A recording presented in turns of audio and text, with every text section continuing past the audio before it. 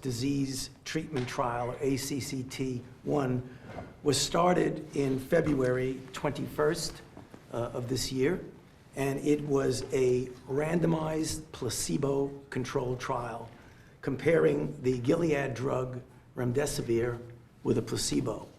It was highly powered with about 1,090 plus individuals. So it is the first truly high-powered randomized placebo-controlled trial. It was an international trial involving multiple sites, not only in the United States, but in various countries throughout the world, including Germany, Denmark, Spain, Greece, the UK, etc. The primary endpoint was the time to recovery, namely the ability to be discharged.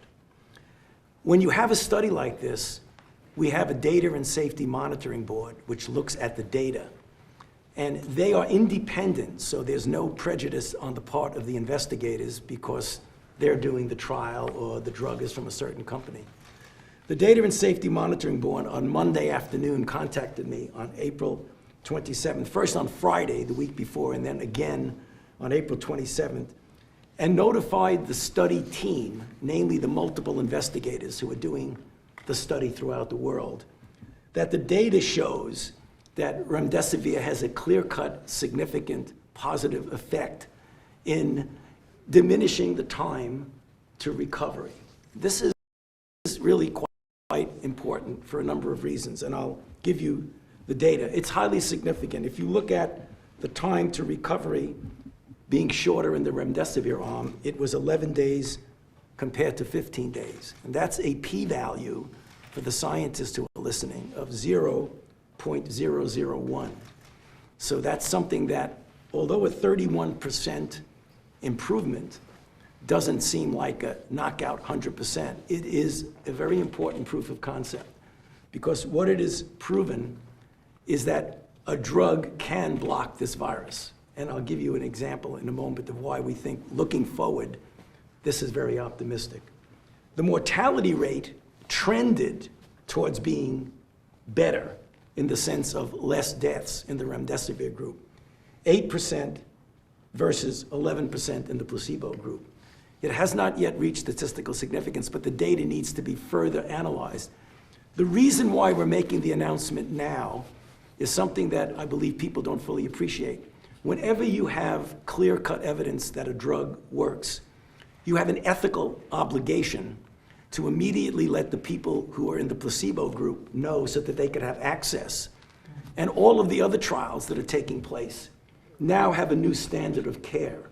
So we would have normally waited several days until the data gets further, dot the I and cross the T. But the data are not going to change. Some of the numbers may change a little, but the conclusion will not change. So when I was looking at this data with our team the other night, it was reminiscent of 34 years ago in 1986 when we were struggling for drugs for HIV. And we had nothing. And there was a lot of anecdotal reports about things that maybe did work, maybe not. People were taking different kinds of drugs. And we did the first randomized placebo-controlled trial with AZT, which turned out to give an effect that was modest. But that was not the end game, because building on that every year after, we did better and better. We had better drugs of the same type, and we had drugs against different targets. This drug happens to be blocking an enzyme that the virus uses, and that's an RNA polymerase. But there are a lot of other enzymes that the virus uses that are now going to be targets for this. This will be the standard of care. And in fact, when we look at the other trials we're doing, we were going to do a trial with another antiviral. Actually, it isn't an antiviral, it's an anti-inflammatory, a monoclonal antibody. We're going to now compare the combination of remdesivir with this. So as drugs come in, we're going to see if we could add on that. So bottom line, you're going to be hearing more details about this. This will be submitted to a peer-reviewed journal and will be peer-reviewed appropriately. But we think it's really opening the door to the fact that we now have the capability of treating, and I can guarantee you, as more people, more companies, more investigators get involved, it's going to get better and better. So I'll stop there, but I'd be happy to answer any questions. Dr. Fauci, does any of this data Does that make you more comfortable? Why don't you go first and then you go? Does any of this data change the timeline and the development of a vaccination? No, that you no. originally No, this has nothing to do with vaccines. This is treatment for people who are already infected. Vaccines is to prevent infection in those who are at risk. Do you have new data on vaccines? No, nothing more than that. What I continue at the press conferences that we have regularly, keep you up to date, that everything is on track with the phase 1 study. We're in the third part of it. We're going to go into phase 2 in the summer, but nothing has changed that anything I've said when we've had press conferences. Tony, they're writing a lot about Oxford. We know Johnson & Johnson is well That's another advanced. candidate, another one of several candidates that are moving along, because we're going to have a lot of shots on goal when it comes to vaccines. That's good, that's great. Yeah, please, go ahead. How does this news influence your thought process on states reopening their governments? Do you think people should be more comfortable knowing that there is a drug that is proven effective? Well, I think it's a beginning. I thought Tony explained it really well. It's a beginning. It means you build on it. I love that as a building block, just as a building block, I love that. But certainly it's a positive. It's a very positive event from that standpoint. And we're going to be very careful as we open. A lot of people, a lot of governors are opening. I know you're very advanced. You're going to be very advanced in getting it going. But we're doing it very carefully. We've learned a lot over the last couple of months. And if there's a fire, we're going to put it out. If there's a little ember burning, we're going to put it out. We're going to put it out very quickly. And I think we've learned how to do that. There have been some areas that have really started up, and we put it out very quickly. So we've learned a lot. Yeah, please. Mr. President, the Stop the Spread guidelines expire tomorrow. Do you intend to extend those? Well, I'll let Mike. Do you want to explain what we're doing on that? I think, Mr. President, we've issued the guidelines. Now, it was actually 45 days ago. First 15 and then 30 days to slow the spread. And frankly, every state in America has embraced those guidelines at a minimum or even done more. And now our focus is working with states as governors like Governor John Bell Edwards unveil plans to open up their states again.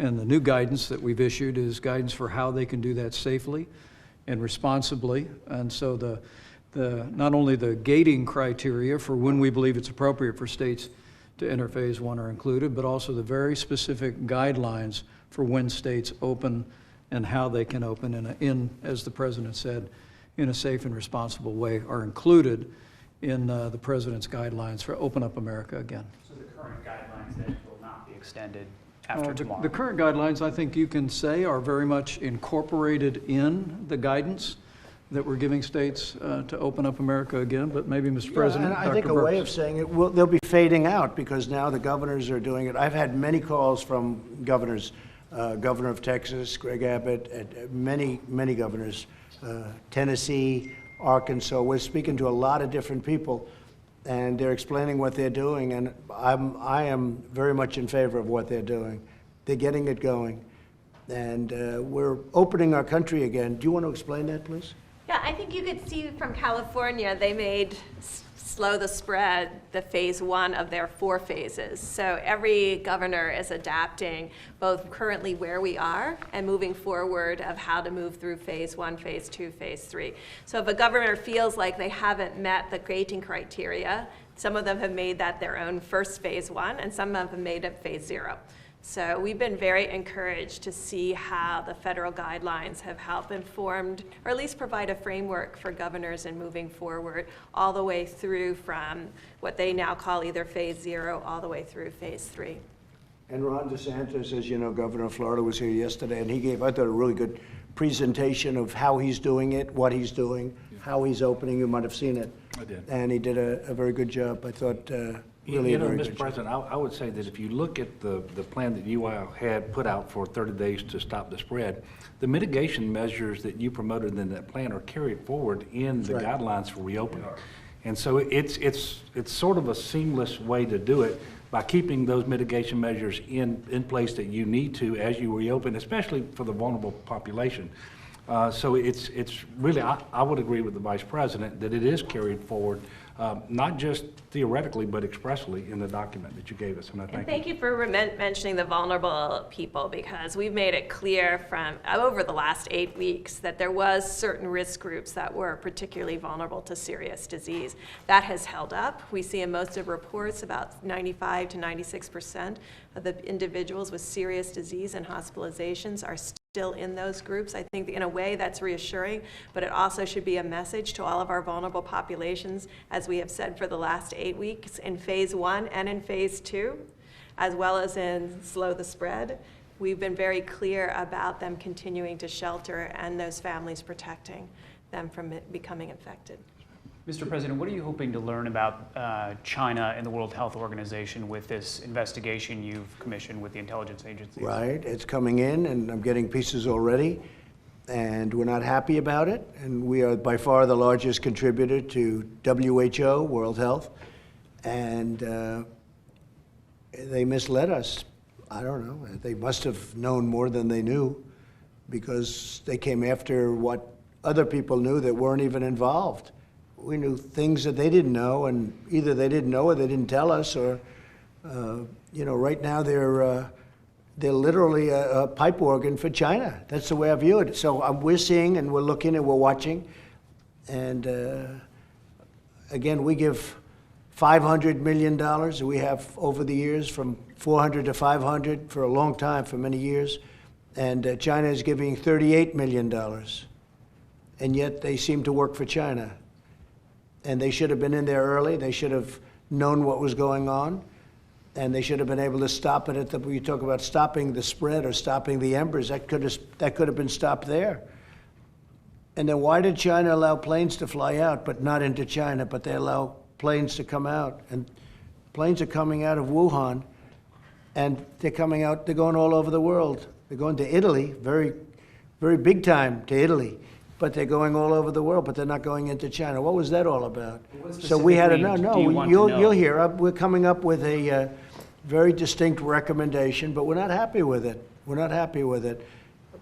Even today, I've heard some statements that are very positive. There's nothing positive about what happened in China having to do with this subject. Nothing positive at all. And I finished a number of months ago with a trade deal, and you would have thought it would have been like somebody would have said, hey, they could have stopped that at the source. They didn't have to let airplanes fly out and loads of people come out. And we're lucky, as Tony said, we're lucky that we stopped it in January, flowing into our country from China, outside of our citizens. People now say, oh, well, you shouldn't have let our citizens back in. Let's forget about that one. We're lucky we stopped in January. A lot of people, long after that date, as you know, thought that the measure that I took was much too strong. John Bell, we're lucky we stopped it then. We put a border, we put a ban on people coming in from China.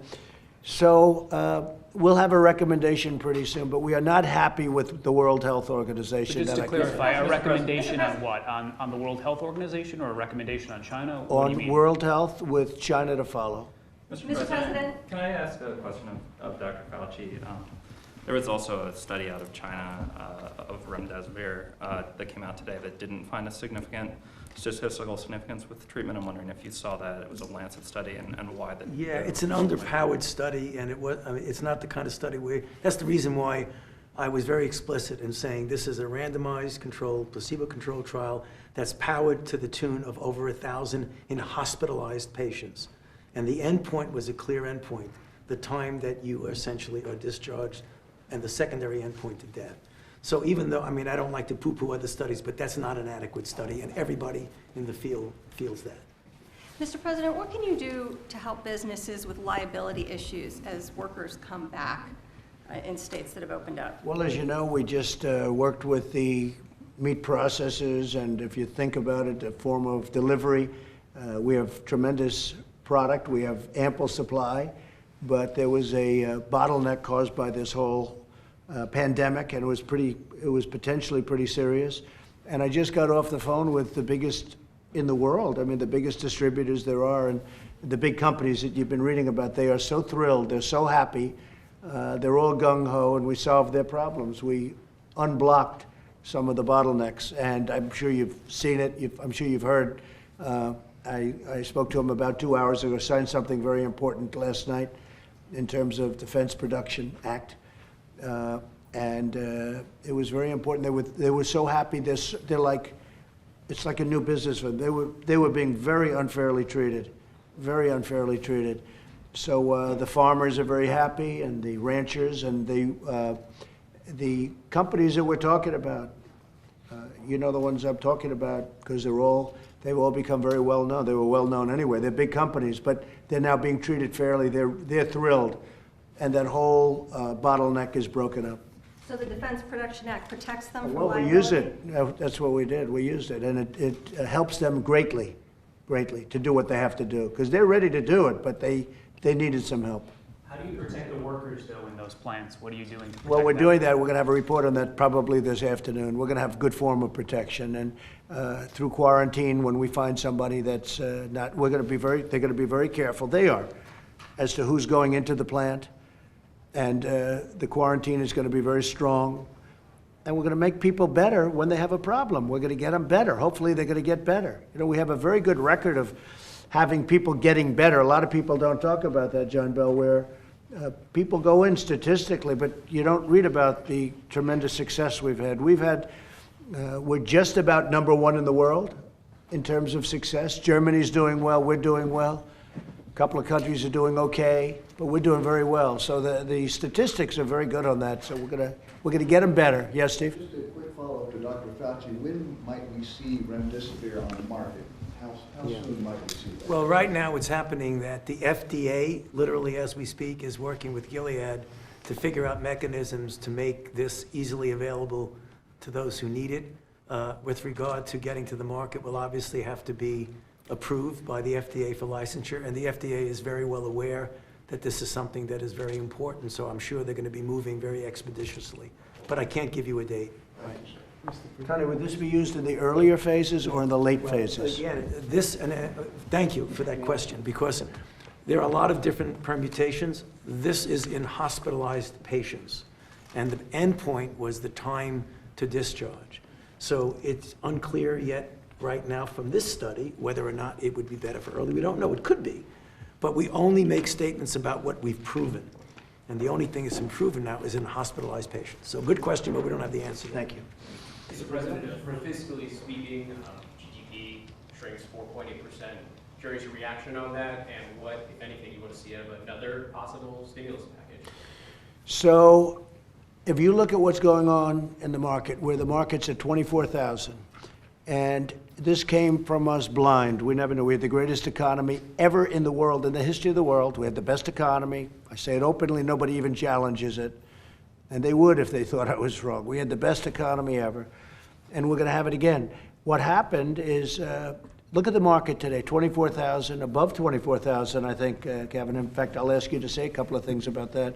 But if you would have said that we would have had the worst pandemic since 1917, over 100 years ago, with the disturbance to 184 countries at least, because that was as of last week, and that a market would be, we're at 29,000 and now we're going to be at 24,000. And we were at a low. I think we're having one of the best weeks. We're having one of the best periods in terms of stock market, which to me is jobs and future. I don't view it as a stock, I view it as jobs and future. If you would have said to me that we'd be at 24,000, and we started off at, when I was elected, the number was much lower, much lower, as you know. It's called in the teens. But if you would have said we would have been at 24,000 with what we've gone through as a country, John Bell, it's pretty amazing. And I think I read where this is one of the best weeks in the stock market, this last short period of time, that we've had since the 1950s or 1940s. So I think there's a tremendous feeling of optimism in this country. I can only say that there's going to be a tremendous feeling of optimism. I think the third quarter is transitional. We're transiting into, but it's a very transitional period. I think it's going to do good, but I think the fourth quarter is going to be fantastic. I think next year, all of the fruits of what we've all done together between the doctors and the business people and yourself. Thank you very much. Of course, you're a doctor. But all of the work from the task force, all of the people that have worked so hard, we're going to have a tremendous year next year. And you're going to start to see that, I think, in the fourth quarter, maybe even in pieces of the third quarter.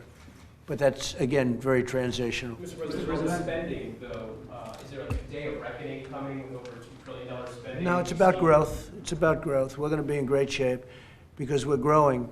And we could have done it the other way. You don't spend anything and you're flat for years. You know, there are ways of looking at it. You have to throw money at it, but we're throwing money at the people that lost their job unfairly. You saw some of the people yesterday in the White House where they were down and out, and we came along and helped them. So we could have been flat for a long time as a country, or we could grow. I think you're going to see tremendous growth. It's a stimulus, and it's a great stimulus. Now they want more stimulus, and they're pushing for things, though, but I don't know that we should be working with states that have been suffering through bad leadership or bad management for 25 years, and we're supposed to fix that. So we're going to have to talk about that. Mr. President, Maybe they should have brought that up sooner. About Captain Crozier, would you like to see him returned as? I think I don't know him, I've never spoken to him. I think he's a very, very good man who had a very bad day. And then he wanted to be Ernest Hemingway. You know, he starts writing long memos. You can't do that when you're a captain of a ship, especially that ship. That's the ultimate nuclear aircraft carrier, the best in the world, 5,000 crew members, and he decides to become Ernest Hemingway. You can't do that. You can't do that. With that being said, I said he had a bad day. We all have bad days. Secretary Esper asked for your advice on how to proceed. Well, I don't want to comment, but I have my feelings on it. And I just think he's a very good man who had a bad, and I think the acting secretary is a very good man also. And he had a bad day. They both had bad days. You want to know the truth? They both had bad days. And that can happen. They were under a lot of pressure because it went very public. And so they'll be seeing me at a certain point. But I think he's a very good man. I think they're both very good men. But you know, when you talk about spreading, so it started with 2 people, then it went to 12 people, then it went to, I got a report yesterday, it was 851 people. Now they have 5,000 people. So it starts with a little group, and then a few weeks later, how long is that? 4 weeks. 800 and some odd people. And they're sailors, they're young. There is one death, as you know. There's one death. There's about 10 people in the hospital right now, but we expect all to get better. But there is one death out of it. But that spread like wildfire, right? Think of that. You know, it was 2 and 12, but then we thought it ended at 41. You didn't think so. I don't think you thought so, right? Just the right environment for spread like that. It was a tough environment. Mr. President, on testing, yesterday you said that we will very soon be testing 5 million people. Well, I don't know where it doing came 5 up. million. Yeah. You said that. I'd like to refer to these 2 people because I don't know where it came up. Everyone kept saying, you said there'd be 5. That was a study that came out. Somebody came out with a study of 5 million people. Do I think we will? I think we will, but I never said it. We're testing millions of people. We're testing more people than any country in the world by far, by double, by much more than double, more than everybody else combined we're testing. But somebody started throwing around 5 million. I didn't say 5 million. Somebody said 5 million. I think it might have been the Harvard report. There was a report from Harvard, and they said 5 million. Well, we will be there, but I didn't say it. I mean, I didn't say it, but somebody came out with a report saying 5 million. It sounds like a lot. Yesterday, I looked at Deborah. I said, what's with the 5 million? I think that was from the Harvard report. But we are going to be there at a certain point. We'll be there, but we're more advanced than any country in the world on testing. And not only that, the testing is the best test, not only the most. We've not only done the most, even when you look at so many people, they love the Abbott Laboratories test. You might have had it. Did you have it today? Yes, sir, I did. He's Thank you. okay. You got a test out of this deal. I did. But everybody comes in, they give them the test. In 5 minutes, they know they're okay or they're not okay. So far, we haven't found anyone not okay. But it's a great test. But that was not even, nobody even thought of that 2 months ago or 3 months ago. You know, that was developed over a very short period of time, brilliantly developed by Abbott. So, no, we'll be at whatever number it is, but we're so far advanced over it. And you know, it'd be really good if the press would give credit for it to the people that have done such a good job, because they're always say, well, you know, you're doing millions, but what about 5 million? I'm saying, where did that number, I keep asking, where does it come from? I really learned this morning, I think it was probably the Harvard said that'd be nice, and sure it'll be nice, and we'll be there, but again, we didn't say it. Who said it is a report. We have other reports talking about a much lower number, but we're doing better than anybody in the world by far. The people that have worked on it have been incredible. And, you know, John Bell is testament to it. Testing is one of the great reasons that you've been successful in Louisiana. Yes, sir, with a lot of help from our federal partners. And the best news that we got as a state, quite frankly, and all states got it, was on Monday when Admiral Giroir said that our plans had all been received last Wednesday, and they were going to be able to resource the testing kits. Yeah. So I don't know about 5 million for the country, but Louisiana is going to do our part with 200,000 per month. And I think if you extrapolate that out, that comes close to 5 million. I don't Pretty know, much, but yeah. I don't know what time period you're talking about. Admiral Giroir said to Time Magazine that 5 million tests per day is simply not possible. Do you agree with that? So what we have talked about and what was in the blueprint in talking with states, and you can see, I mean, this is Louisiana's curve. They got to this curve of mitigation and containment across the state with about 26,000 tests per million, or about 26,000 tests per million. So million of their population. So these tests, and I've been very clear about it, these are RNA tests, which means you take the virus out of your nose, you've got to crack the virus open, extract out the RNA, amplify the RNA, and then get an answer. And you can see that's happening inside of machines. Sometimes lab directors and lab technicians have to physically mix all of those reagents. That's when you hear about extraction reagents and why they're needed.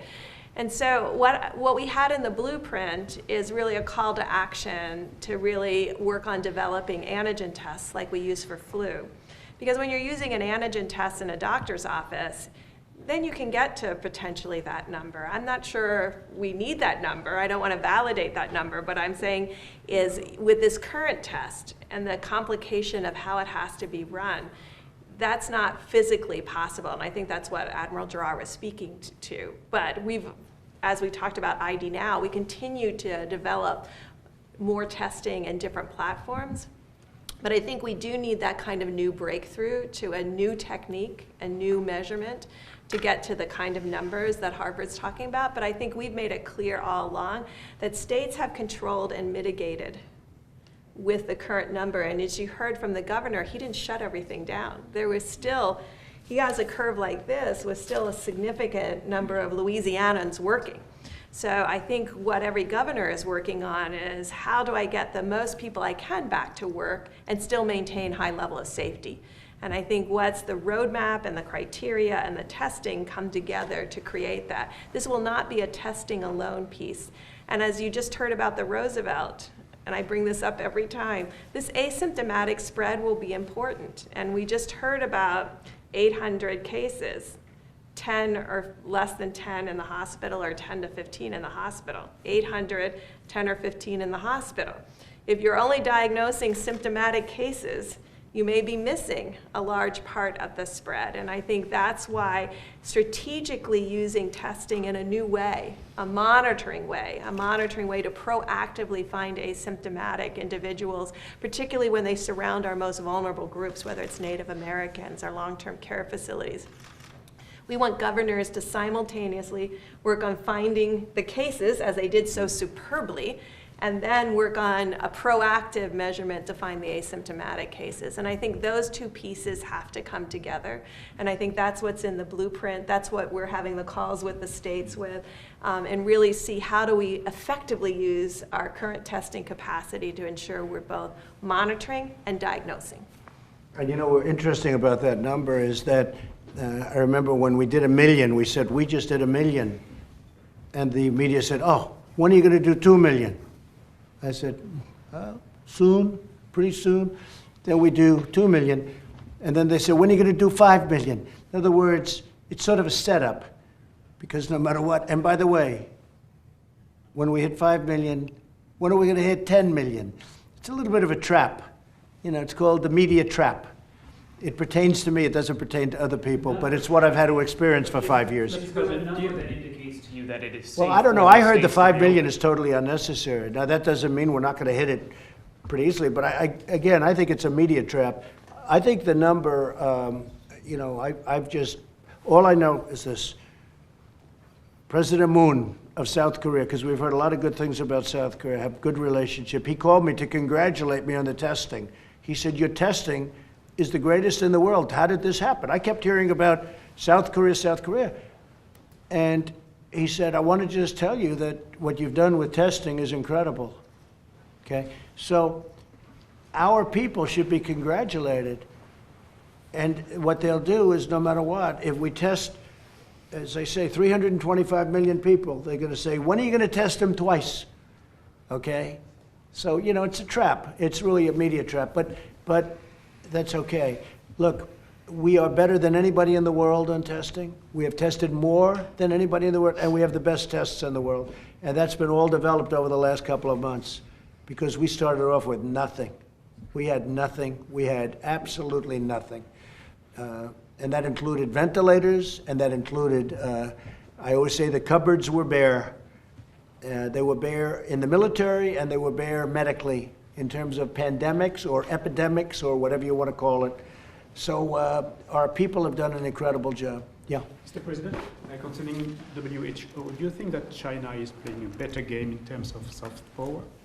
Say it again. Do you think that China is playing a better game in terms of influence, soft power in the WHO? Well, they've been doing it for years, and they play the game, and I guess we've had people over the years that never really focused on that game. You know, who would think you'd have to play the game? And it's, to a large extent, public relations, you know, public relations or whatever. But China's not to be congratulated for what happened, just so you understand it. They're not to be congratulated for what took place. And WHO is essentially congratulating them. And when they start doing that, we've got problems. And again, the United States pays almost 500 million, and they pay 38 million a year. 500 million versus 38 million a year. So there are lots of different people that we can give this to. You know, we can give this money to lots of different incredible groups. There are a lot of groups out there. Doesn't have to go to the WHO. We can give it to groups that are very worthy and get much more bang for your buck. But we're going to make a decision in the not too distant future. If I could, I'd just like to have John Bell finish up by talking about the great success in Louisiana. And you worked with our two great senators, and they were Absolutely. really, John and Bill, and they were really calling me a lot and saying, we got to take care of Louisiana. So you had a great relationship with them. We do. I know Senator Kennedy worked on the the ventilator issue, and Senator Cassidy and I last night were talking about testing and what we can do going forward with the blueprint, because he and Dr. Redfield had discussed that. But we've obviously turned the corner in Louisiana. We're in a much, much better place than we thought was even possible 5 or 6 weeks ago, I will tell you. And that's because of our local partners and our federal partners and hard work. We've had a lot of lessons to learn, because there's no blueprint for this. There's a blueprint for testing now, but there's no blueprint for a governor. How do you respond to a pandemic? So we've had a steep learning curve, but I will tell you we're in a much better place. The field medical stations that you provided, the Navy medical personnel that you sent to Louisiana, the testing that we had early was the key, and that has informed our testing strategy going forward. And we're excited about the opportunity to have the test kits that we need allocated starting in the month of May to get to the 200,000. We'll do 43 persons per 1,000. That's what we're going to get to in Louisiana. And we're going to be in much better shape after that, Mr. President. We look forward to getting past this, returning to a newer sense of normalcy, which I don't think will come officially and fully until we get the vaccine. But we're looking forward to moving, ahead and just appreciate your work and your contributions to our efforts. It's been very helpful. Well, it's an honor working with you and the people of Louisiana. Great people. They've really gone through a lot. Well, I'll just say they're the best. I'll tell you what, they're right there. I agree. They're great people. Do you feel like you have enough test kits and supplies to run as many tests as you think you need? Well, what I believe is that with the commitments that were made this past Monday by Admiral Giroir, that having looked at all 50 state plans for testing going forward, that they've committed to resourcing Louisiana's request for 200,000 test kits per month. That gets us to 43 out of every 1,000 tested every month. We believe that that's sufficient for us to move forward as we are able to start reopening the economy. We know the lab capacity is there. We have Dr. Bu here with me. He's done a phenomenal job. He's responsible in large measure for that curve coming down.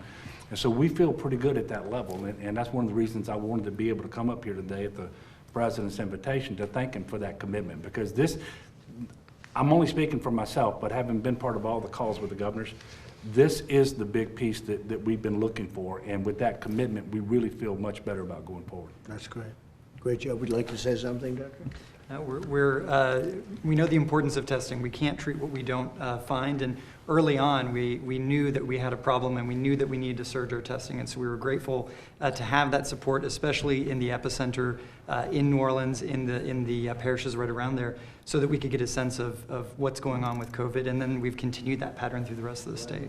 Well, it's been great, and all of that is coming. Everything went, and now it's coming, and you'll be in a position. I think you said 43. That's a big number. That's a great number. If you could do that, that'd be a fantastic number. One thing I think I'd like to just finish by saying, so we reached 1 million cases, and that's a tremendous amount. And the reason is because of testing, because other countries don't test. So if you don't test, you're not going to find cases. The reason we have 1 million, take a look at number 2. Number 2 is a fraction of that. Because they don't test. They don't have the ability to do what we're doing. So it's a number that in one way sounds bad, but in another way is really actually an indication that our testing is so superior. I mean, to think that we have more cases than China. Does anybody really believe that? But the testing is different. And I think also the transparency is much different. Transparency is like from day and night. We are totally transparent, whatever it is, it is. But because of our great testing and because of what we've done and the amount we've done, we are able to point out far more cases than anybody else has. If other countries did the kind of testing that we had, now we're a much bigger country than most also in terms of people, but if other countries did this kind of testing, you'd see numbers that would be much different. Okay? Thank you all very much. Thank you. Mr. President, how essential is it to you that these states wait 14 days? Come on, guys. Thanks, guys. Thank you.